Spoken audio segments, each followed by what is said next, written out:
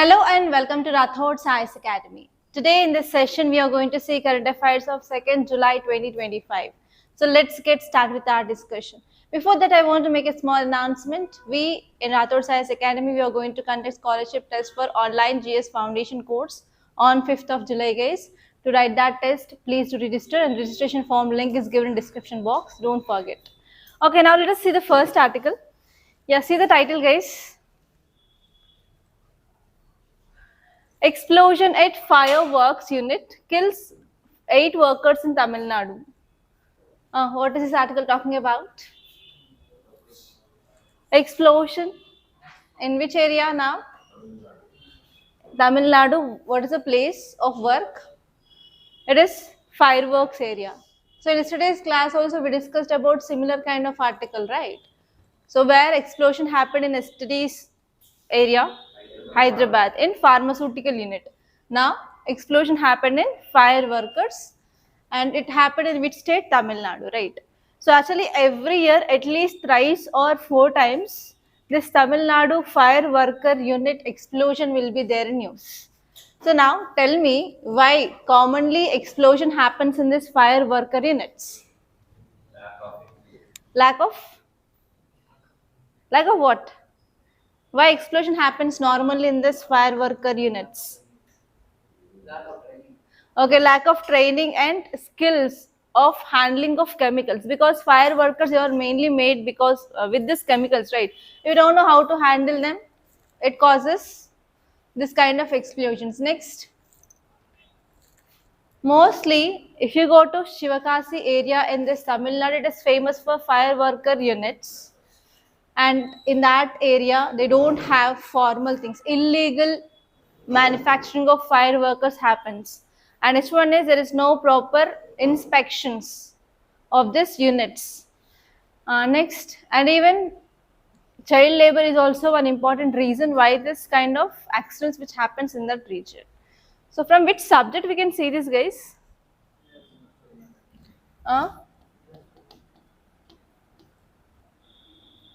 It is about explosion in firecracker units.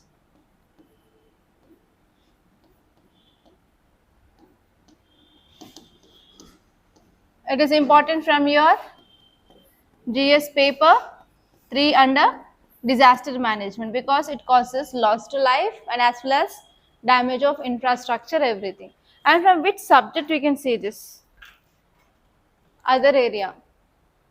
So this kind of explosions happens because of lack of proper inspections. That means we are not properly following rules and regulations. Rules and regulations comes under which subject? Yes, from GS paper 2 under governance also we can see this topic. And now you guys tell me how you can get a question in your mains. What are the areas they may touch? So first of all you have to see what are the causes of frequent explosions. In yesterday's homework, what was the main question that I gave? How many of you? Industrial safety measures. Okay, that means you can also get question regarding what measures can be taken. And next, what challenges we have. And next area is what are the laws or acts. And what did I say while correcting your answers? You have to draw a map and you have to show where recently explosions happened in our country, yes or no? So you have to do this map work. So what you have to do exactly in this map? You have to write in which year this explosion happened and place where this explosions happened. That's it, place and year. And you have to see from last 5 to 10 years in which parts of our country this fire incidents happened. Okay? Yeah, now let us see this article.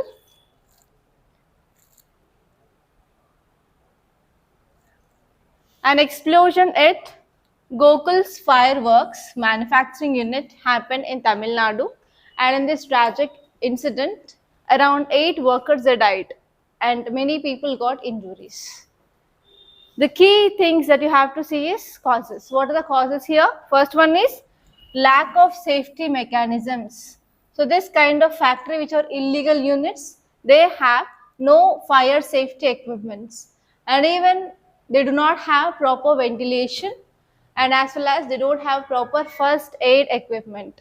And because of this, it violates which act? In yesterday's class we discussed about Factories Act of 1948, right? So this is mainly affected. First one is there is lack of safety mechanisms. And next one here is there is negligent monitoring. So we have local police people. They conducted a spot check at factory just 15 days ago, and they failed to indicate that crackers were being manufactured based on the material found.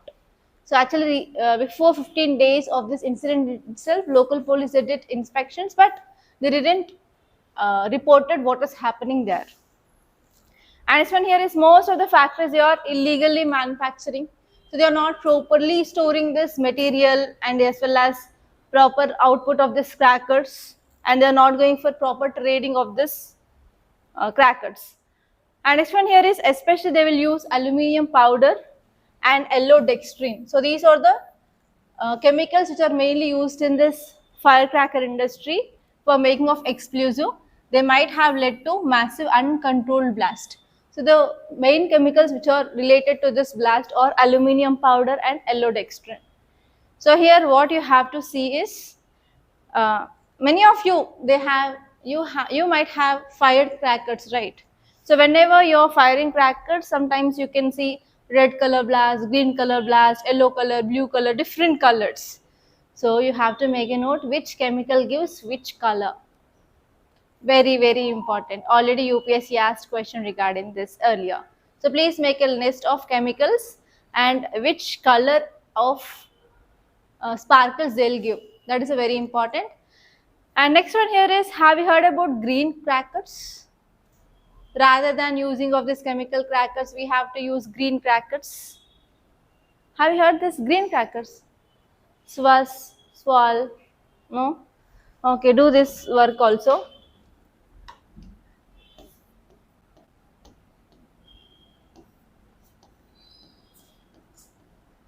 So you have to make notes on these green crackers.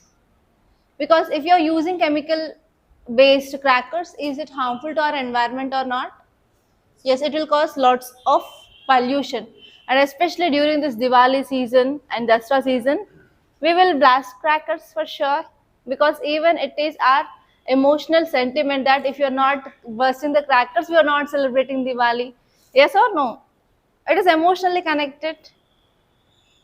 Yes or no? So because of this, we should not emotionally hurt the people, so that government is promoting green crackers. So see what are these green crackers, and we have 3 types of green crackers. See what are those different types of green crackers, and next one is advantages of using these green crackers. And today's mains question I will be giving on this. Okay. Yeah, you have to make a note here. How India is regulating fire blast events. And you have to make a note of laws and acts which are present in our country through which our government is controlling fire explosions. First one, please make a note here. Explosive Act 1884, Explosive Substance Act 1908. So first one is Explosives Act and Explosive Substance Act of 1908. They are focusing on regulation on manufacturing, possession, use, sale and transport, and as well as import and export of explosives. Okay, first very important act. Next one, as you know, we have Factories Act of 1948. It is focusing on health, safety and welfare of laborers who are working in this firecracker industries. Second one. And third one is National Building Code of 2016.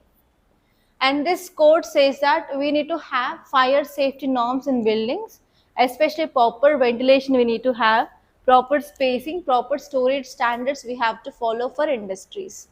Okay. And next one is, as you know, we have NDMA guidelines. So we have NDMA guidelines on chemical and industrial disasters of 2007.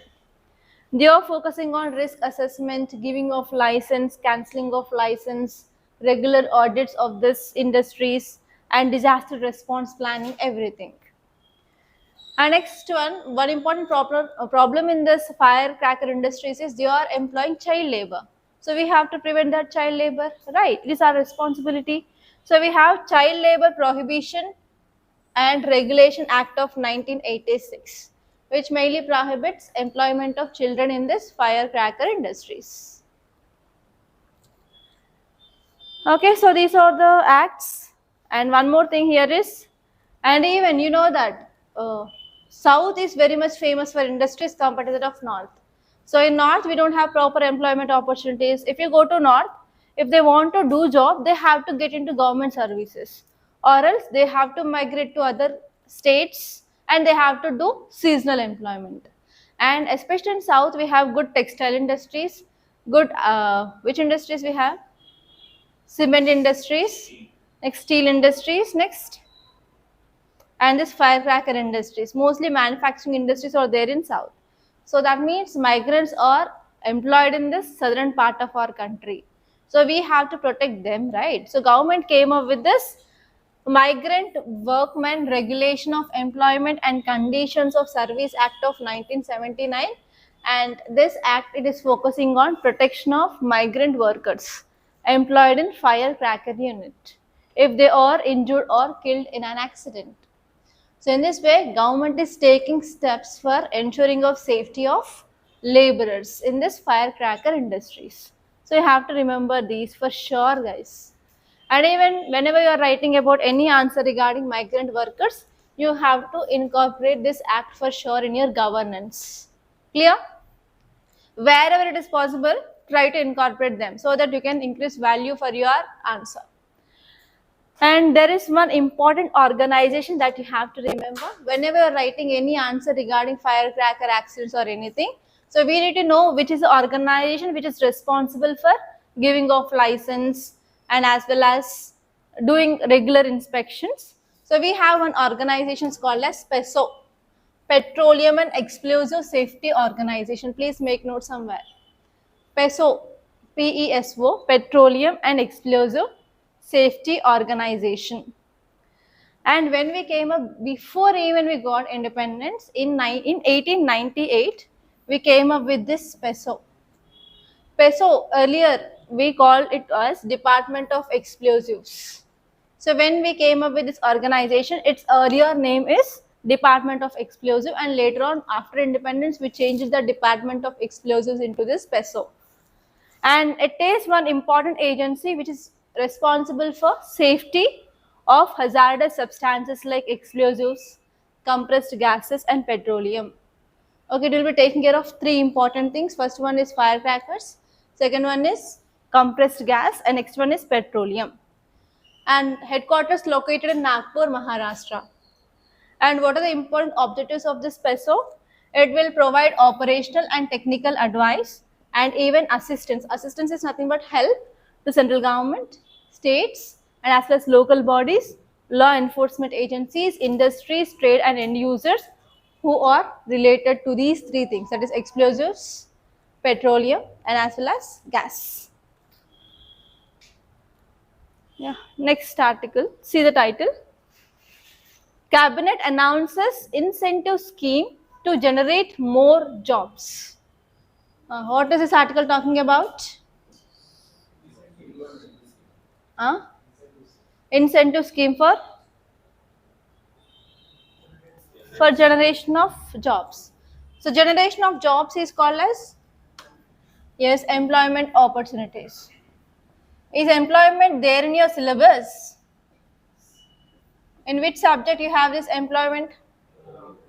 In your GS paper 3 under economy, you have this separate chapter called as employment. Okay, now tell me, do we have enough employment opportunities in our country according to your knowledge? Will you accept it? No, there is no proper employment opportunities. So if there is no employment opportunities, what happens? It will result in increased unemployment, right? So if there are no employment opportunities, it will lead to unemployment. Now tell me guys, what are the reasons for unemployment? What do you think so?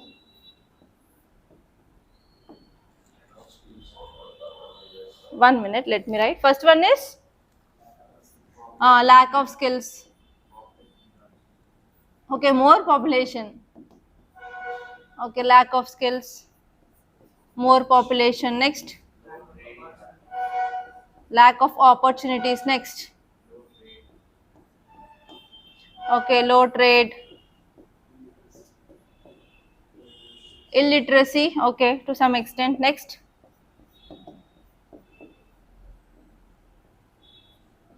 next, lack of skills, population. They are not giving job. No industries. No industries. We have good industries. Next, Government jobs they are not releasing. notification. Next, Everyone is focusing on seeking jobs, not creating jobs. yes, lack of entrepreneurship. Very good point. Everyone wants to do job, but no one wants to create it in our country.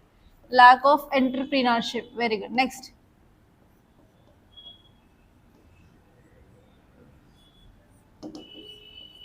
Next. State service are not giving like 5 years for one time they are giving. Notifications. Let it be. I talk about private here. Tell me. Lack of training. Do we have any training? Lack of training.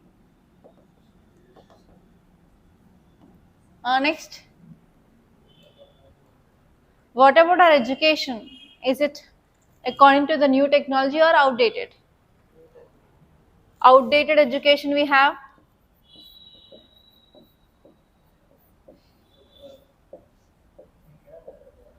Okay, now you guys tell me, if we want to create employment in our country, what we have to do from these problems?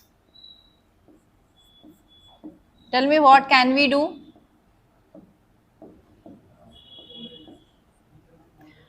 Huh. What can we do? You already know about problems that I wrote here. So now you guys tell me, what can we do to improve employment opportunities? Huh? Please be allowed. What we have to increase? Tell me one by one. We have to encourage investment.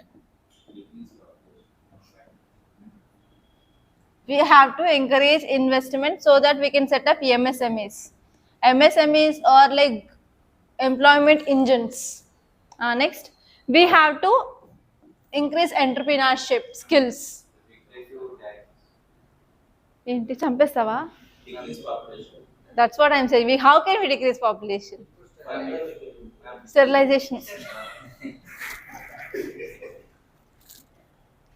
By regulatory problem, we can more means then they can decrease that.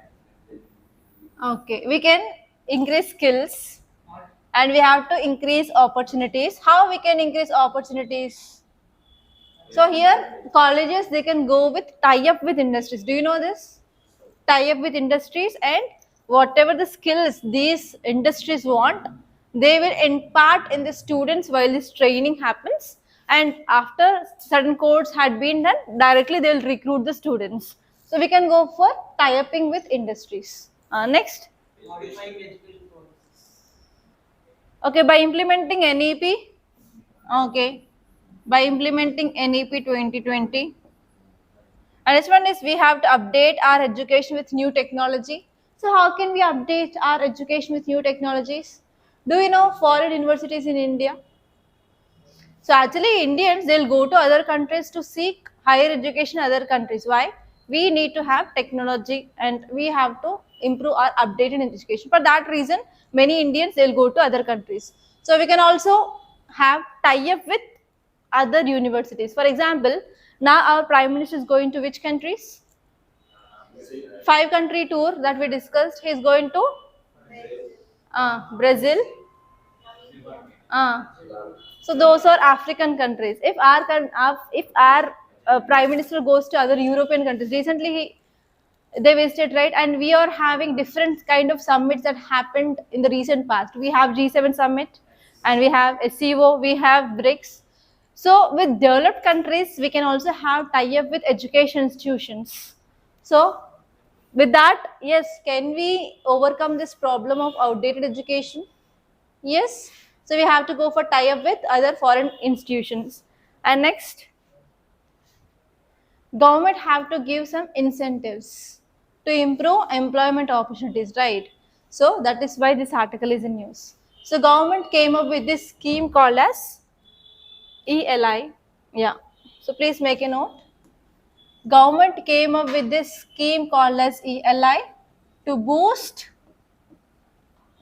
employment opportunities. And now let us see how government is going to boost employment. So where you can use this article? Whenever you are writing any answer regarding unemployment in our country, what are the reasons for unemployment, what are the measures? In measures, can you add this? Government recently came up with this ELI scheme to promote employment opportunities. So in this way, you can use this scheme, guys. Okay, now let us see this article clearly. Union Cabinet of India approved a significant employment linked incentive scheme. ELI is employment linked incentive scheme. And no need of remembering this number at all, because you won't remember in your examination hall like that, and if you're writing wrong, it will be like negative thing. So don't remember that kind of number, but you have to remember government came up with this ELI scheme, and it wants to boost employment generation in which sector? Manufacturing sector. Why government is focusing on manufacturing sector? Can anyone tell me what are the advantages of manufacturing sector? Huh? So normally we will take three sectors into consideration, right? Primary, secondary, tertiary. What is primary sector?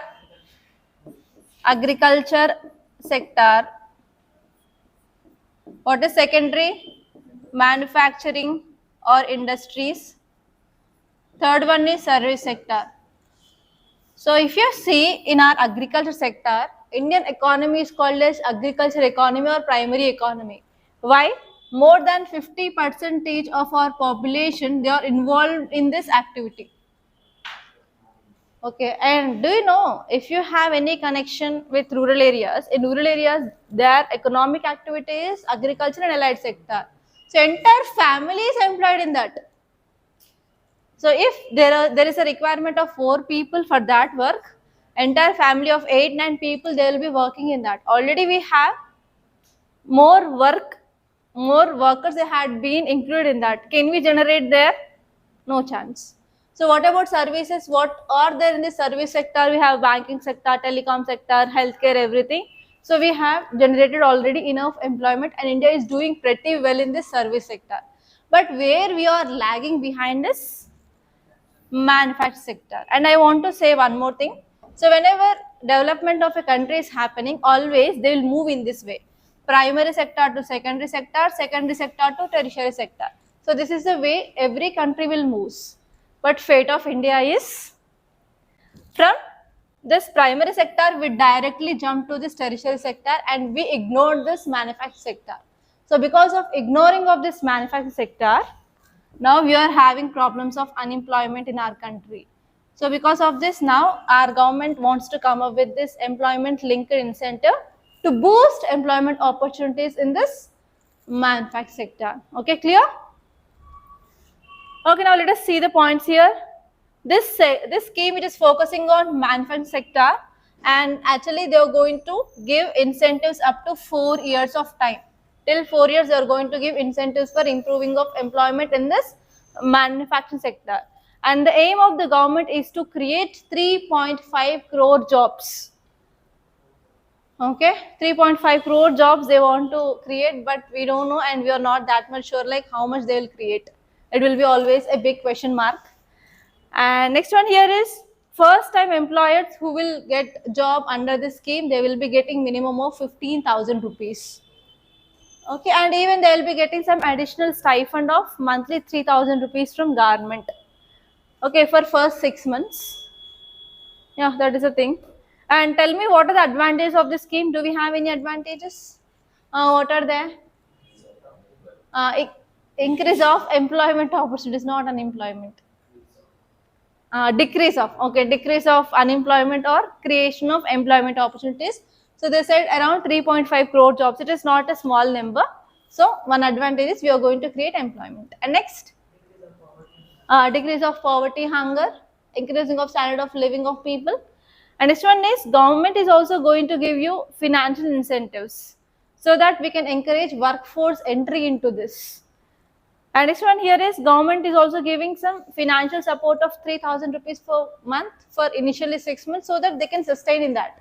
Okay. And next one is we are going for formalization of our workforce. Do you know formal and informal economy? Okay. So in employment or in jobs, we have two kinds of jobs. Formal jobs and next one is informal jobs. Have you seen the people who are working this IT, that is like software, information technology, and even government job people? Okay, let us take here example government job people. What advantages they have? Public holidays, paid leaves. After retirement, they will be getting some amount of pension, and even if there is any health disturbance or anything, they will also get insurance. And especially if a woman becoming pregnant means they will be having maternity leaves of 6 months minimum. So all are the benefits for this formal.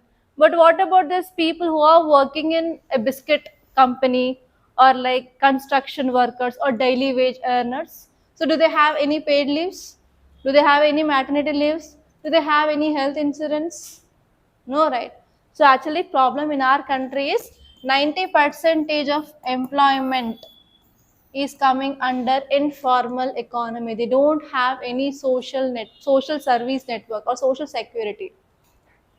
Okay, these people don't have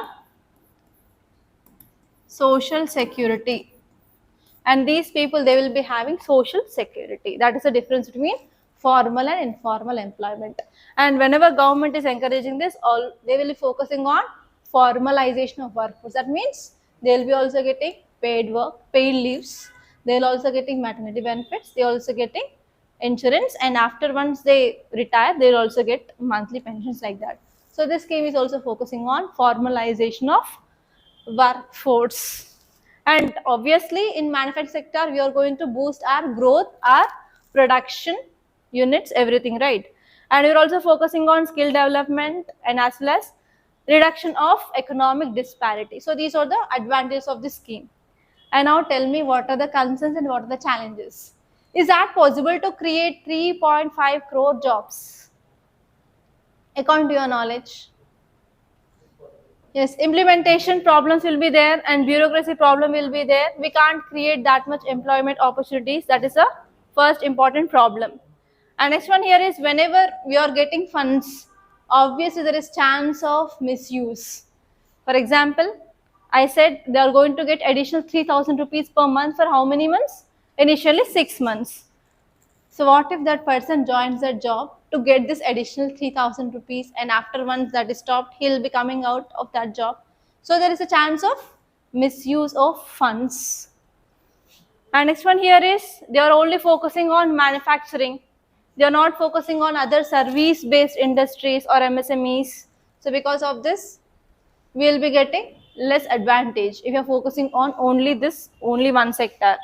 And we don't know about what is the sustainability of these jobs, whether these job seekers, whether they'll continue the work or whether they'll be stopping off the job, we don't know. Again, these are some challenges. Yeah, see this next article.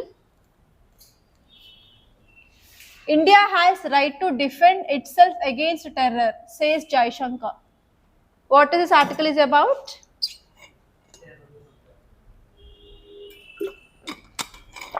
Terrorism. So in yesterday's class, we discussed about one grouping. What is that grouping? Quad. So what is it? Quadrilateral security dialogue or quadrilateral dialogue. Okay, which are the countries part of this quad? India, US, Japan, Australia. Okay, so actually this article is saying that at recent Quad foreign ministers level meeting which held in Washington DC, our external affairs minister, he made a statement. And whenever our government officials, whenever they are making any statements, that statements will be very, very crucial, and directly on that statement you will be getting mains question. Or else you can use that statement while writing your introduction of any answer, or even in your essays you can use that. Okay, so here this article says that in this recent Quad summit, R. Jaishankar, who is Jaishankar? Foreign Affairs Minister, he said that India has right to defend itself against terrorism. Please make a note here. India has right to defend against terrorism. India has right to defend against terrorism. This is a statement which is made by this person, and he asked of the Quad partners to recognize and appreciate India's stance against terrorism. So what was India's stance against terrorism? What we did? Which operation? Operation Sindoor. So this article is indirectly talking about Operation Sindoor. Okay, so what is this Quad is about? We are focusing on increasing of maritime security, not trade, maritime security in Indo-Pacific region. Okay. Yeah, let us see some facts regarding this Quad. Quad is also known as Quadrilateral Security Dialogue, or simply Quad, and it is a strategic forum of 4 countries. Which are those 4 countries that you already know? US, Japan, India and Australia. And the important aim of this Quad, it is to promote regional security, and as well as we want to promote economic cooperation in this Indo-Pacific region. And they are focusing especially free and open Indo-Pacific region, and they want to promote democracy, human rights, rules of law, and one common point, they came together because of China. They want to counter China's expansion or expanding influence in this Indo-Pacific region. Yeah, that is the thing, nothing more than that. And see this article. Navy inducts second indigenous stealth frigate in record time. And write down the name of it. It is INS Udaygiri. INS Udaygiri. INS Udaygiri. What is meaning of frigate? You can see here. This is frigate. What it looks like? Ship. It is a warship, right? Okay, now let us see about this frigate, everything. From which subject it is important? From science and technology. So Indian Navy has inducted INS Udaygiri, and is the second stealth frigate of Project 17A. Very, very important. Please make a note. Udaygiri is second stealth frigate of Project 17A. What is the meaning of frigate? Frigate is nothing but it is a type of naval warship, but it will be having modern technology. Okay, that is called as frigate. And where we will be using this frigate is for multi-role capability. For anti-submarine warfare, we will be using this. Anti-surface warfare, we will be using this. Anti-air warfare and electronic warfare. In different warfares, we will be using these frigates. And apart from that, do you know escort? What is meaning of escort? Escort is nothing but if there is any important person, VVIP is going, means before and after we'll be having protection, right? They are called as escort. So in water also, if there are any aircraft carriers or if there is any important ship is going, means so before and after they'll be giving protection.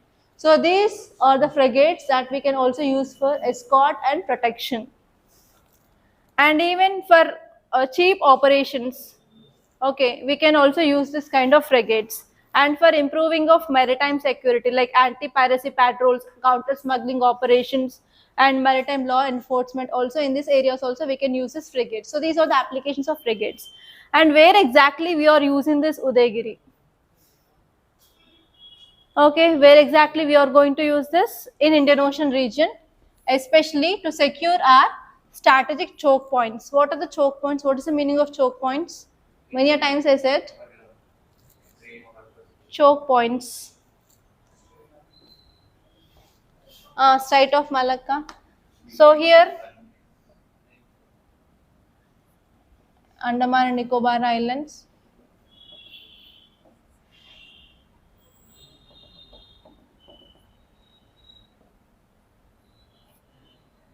So actually, whenever we are doing maritime trade, so we'll be moving from one area to another area, one ocean to another ocean, right? So if you're having a strait, do you know the strait? Here we have one large water body and here one large water body.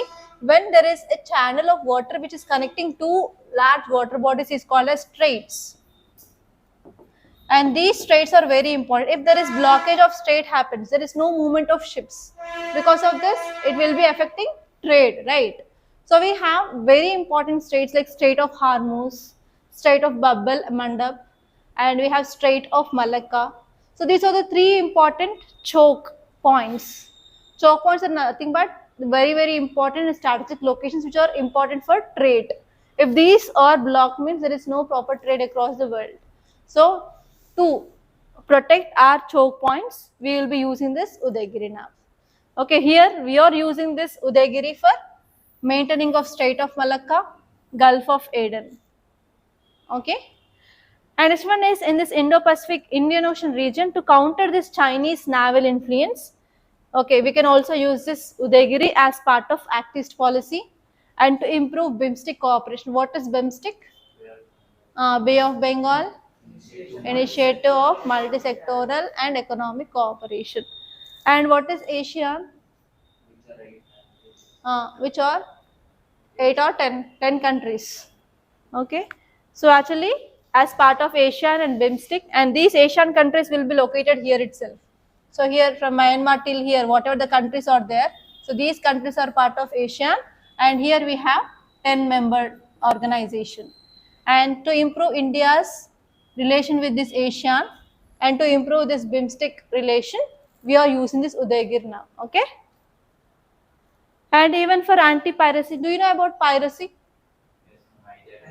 Hijacking of ships. Normally hijacking of aeroplane is called as hijacking. So if there is any hijacking of ships is there, it is called as piracy. So normally, one important thing I want to say. So here, you know Africa, right?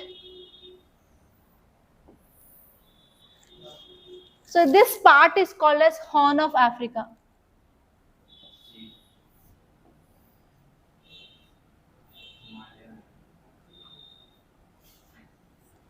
So here India is there, and here this is Africa, and this is Horn of Africa. So here whichever the countries are there, what they'll do here is, normally the ships will come in this way, right? So these countries are very poor countries. And what happens whenever ships are moving in this route, they'll come and they will hijack this and they will loot goods in that container ships. Okay, this is called as piracy. So now India can use this Udaygiri ship to counter this piracy for anti-piracy operations. Clear? And they are very poor countries. You know about these African countries, they are least developed countries, and especially this Horn of Africa countries like Djibouti. This will be involving in this piracy for their sustenance. So for anti-piracy operations, we will use this Udaygiri nav. And even many countries in this region, they are vulnerable to different disasters like floods they'll get or like earthquakes they'll get. So if there is something is happening in other countries also, India will do humanitarian and assistance for disaster response. Okay, for this humanitarian assistance also we can use this frigates. Okay, and for patrolling, especially patrolling of our exclusive economic zone. What is meaning of exclusive economic zone? Any idea?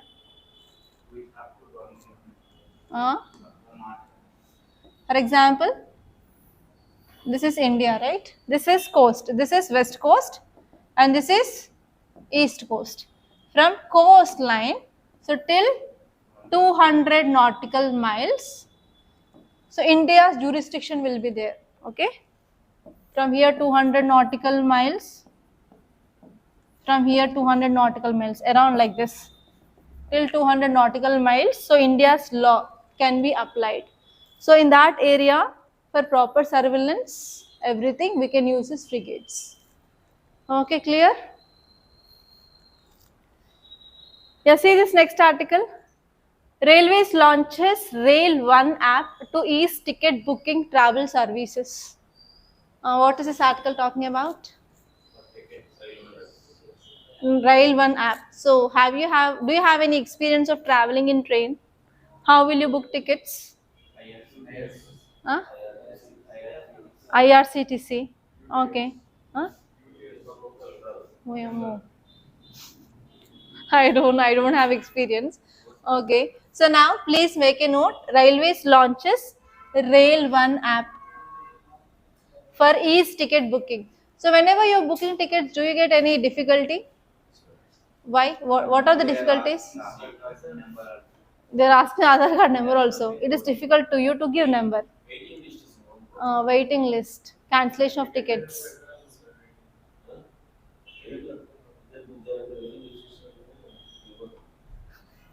Okay, let it be. So here, to remove those kind of challenges now, our railway ministry came up with one app called as Rail One app. So you can use this app. Yeah. Yes. So what are the key features of this app? Are like we can get 3% of discount on unreserved tickets and platform tickets, and we can go for live train tracking where it is, and we can go for grievance redressal and e-catering. What is e-catering? You can book food. Okay. And this one is porter booking and last mile taxi services. Through this app, they are providing all these services. Okay, and it is a mobile app. So where you can use this article, whenever you are writing any answer regarding how government is improving public service delivery, you can use this app. Recently, our Ministry of Railways came up with this Rail One app through which it is providing discounted prices for tickets and as well as train tracking, live train tracking, grievance redressal mechanism and catering. And this grievance redressal is one separate topic in your ethics where you can use this directly. Okay. So in our ethics classes, I will be asking all these things you have to say. I don't know. How will you say? Next, see this article. Very important of the day. Groundwater crisis deepens in Karnataka's hard rock terrain. What is groundwater? What is meaning of groundwater? How water will go to ground? Absorbing. Okay, can you tell me types of rocks? 3 types of rocks. What are they? Igneous rocks, metamorphic rocks, sedimentary rocks. We have 3 types of rocks. All these rocks are porous or not? All these rocks are porous? Okay, now tell me. So we can divide all these rocks into 2 types basically. Hard rock and soft rock. Or we can say non-porous rock, porous rock. What is meaning of porous and non-porous rock?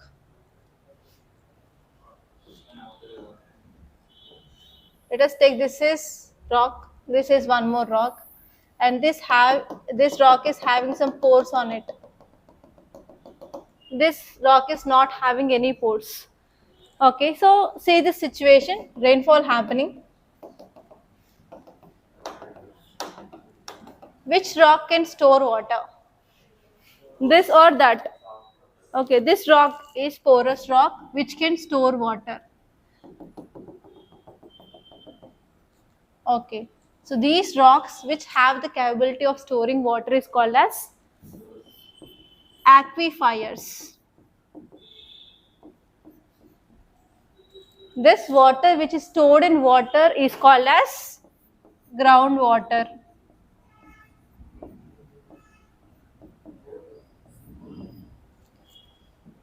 Okay, so normally in your home we have one motor or bore. if you switch on, water will come. From where water will come? So they'll go for drilling into this porous rock, and whatever which is there here, we are withdrawing this water. So whatever the water which is there in this groundwater, we are withdrawing. That is called as aquifer. So have you ever seen, even if you go below 500 feet, also sometimes there is no water. Have you ever observed this? Why? Because in that area we will be having non-porous rocks. So if you are going and drilling this non-porous rocks, do we get water? There is no chance of getting water. They are impermeable. They will not allow water. Okay, one more word you have to remember is impermeable and permeable. Aquifers are permeable rocks which will allow water and they will store water. They are called as aquifers, and water which is stored in this porous rocks are called as groundwater. Whenever we are drilling, we are making these bores in our home, so we will be drilling these rocks, and from that rocks, what are the water which had been stored, and we are withdrawing that water.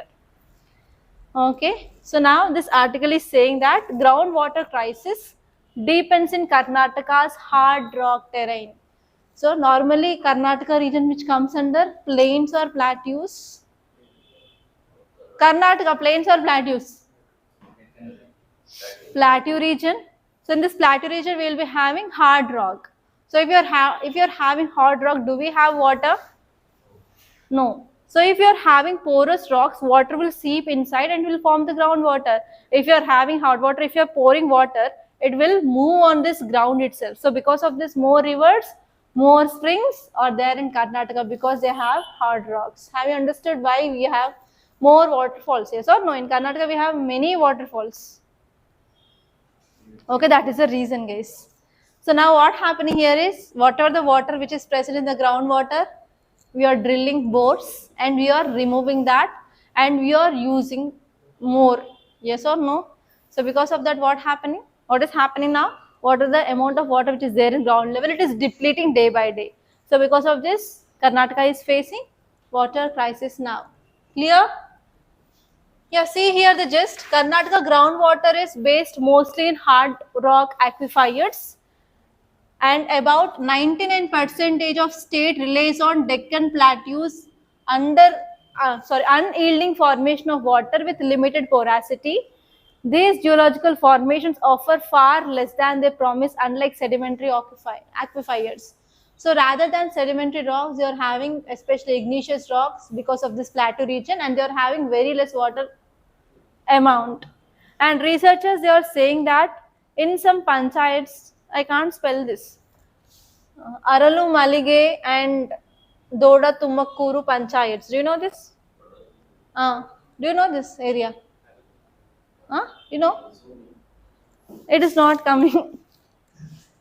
Doda Tumakuru. Doda Tumakuru panchayats in upper Arkavati watershed found that average depth of drinking water bore wells is 183 meters to 321 meters. Almost 55 of all these wells are failed. So in this region, they won't get bores, I think so. Okay, failing of bores is happening because most of the rock which is present is related to Deccan Plateau, where we have hard rock, not soft rock. Okay, researchers, they are saying that there is a biggest threat to drinking water access now. What are the root causes for this groundwater depletion is exploitation of groundwater and financial strain on local bodies. And here farmers, they are also warning farmers to use less amount of water, and within 3 to 4 years there will be no groundwater left in that area. Okay, there is a very severe threat Karnataka is going to face, that is within 3 to 4 years there will be no groundwater, and even if you are drilling any bores also, you will be not getting water because there is already exploitation happened and depletion of water is happening, and in this area they have hard rock. Okay, yeah, this is related to your geography, guys. Yeah, see here, very important article. Using technology to empower women and children. One of the favorite area of UPSC. UPSC will ask question every year on women empowerment and even child empowerment, either in GS or in your essay for sure. So you have to prepare this topic for sure, whatever it may be. So now tell me how we can use technology for empowering women and children. which kind of digital apps that we can use? Do you have any idea?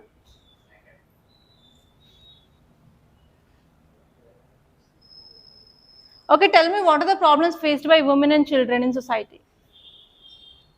Lack of safety for women. Next, inequality, gender discrimination, nutrition, lack of proper access to health and workplace, and promotions will be given to male or female normally. Female, where? Where? So promotions will be given to male, not for female. Next. One more question I want to ask. If there is one job, there is one male and one female who are there for that, who are competing for that job. Who will get job normally? Huh? Of course, male. Again, there is gender discrimination. You only said. Why? Because if they employ any female, they have to give maternity leaves, paid leaves, menstrual leaves. It will be lost for that so and so company. Right. Next. Sometimes it depends on company also. Sometimes it depends on company also, but mostly males will be getting that job compared to the female. Next. What are the problems faced by children in our society? Education. Lack of proper access to education, child labor. Very good. Next. Food and nutrition, bonded labor, etc. Very good. You are very intelligent. Okay, please make a note here. This topic is important from your GS paper on the society, and I'll tell you some technology advancements where government is focusing on empowering of women and children. Okay, so actually Union Minister of Women and Child Development wrote this article. So whenever you are reading article, who wrote that article is also very important. If they are like from government, you have to know that, because whatever information they'll give, that is authentic information. Okay, so this article is written by Annapurna Devi. She is Union Minister of Women and Child Development, and she highlights about what is the important role which is played by technology for empowering of women and children so far. I'll tell you. So first one is Saksham Anganwadi. They are modernizing these Anganwadis. Over 2 lakh centers in our country, and they are using smart tools for nutrition and education. Nowadays in Anganwadis also they are using technology for early education, like toys you can see. First one is Saksham Anganwadi, and second one is Poshan Tracker. Please make a note of it. Poshan Tracker, which enables real-time data monitoring for over 10 crore beneficiaries. Do you know earlier if you want to register in Anganwadis, like whenever a woman she become pregnant, she'll go and she will register in Anganwadis, right? Do you know this at least? So that time earlier what they use? They use just one book, and that book they used to write. But now what they are taking? They are taking your bank details, they are taking your number, and they are creating one portal on online. Do you know this? And that they are tracking your progress, your growth, everything. And even at delivery time, normally if you go to any hospital, they'll ask your Anganwadi related ID. They are asking directly just ID. Earlier they used to ask Anganwadi book. Now they are asking IDs. So in this way, they are using technology. Okay.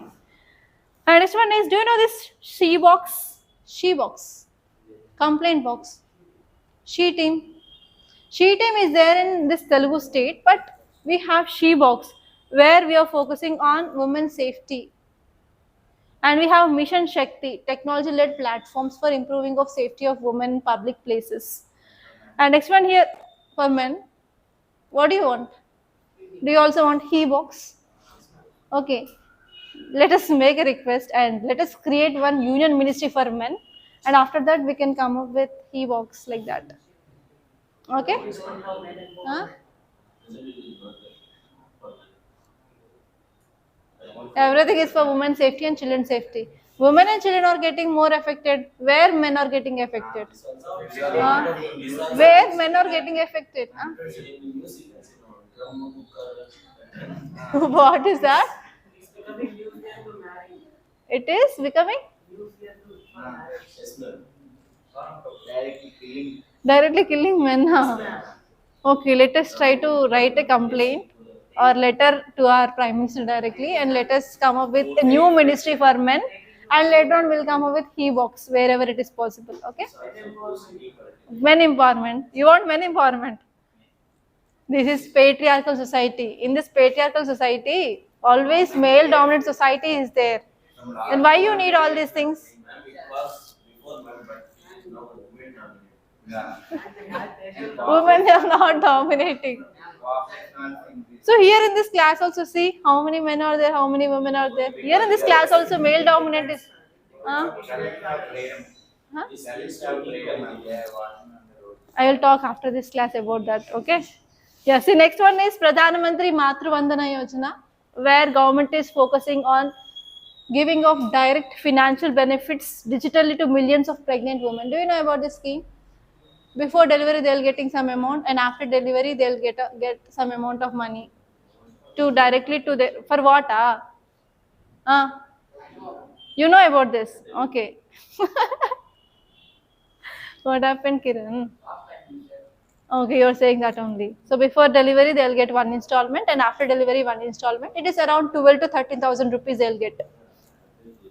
And next one here is, yeah, we made good improvement in sex ratio at birth and as well as decreasing of maternal mortality rate. So recently we studied about one article of decreasing of maternal mortality in our country. And this one is, we have one more portal called as Carings Portal, which is focusing on child protection systems. So you have to add these technology, guys. And these are the important articles that happened in our today's Hindu newspaper. By this I'm concluding. Thank you so much for watching, guys. And please do like this class and share this class. And we are conducting scholarship tests for only GS Foundation on online, guys. So if you want to get scholarship, please do register now and you'll be getting link of exam on that day. That is on 5th July. So try to use this opportunity. Thank you so much, guys.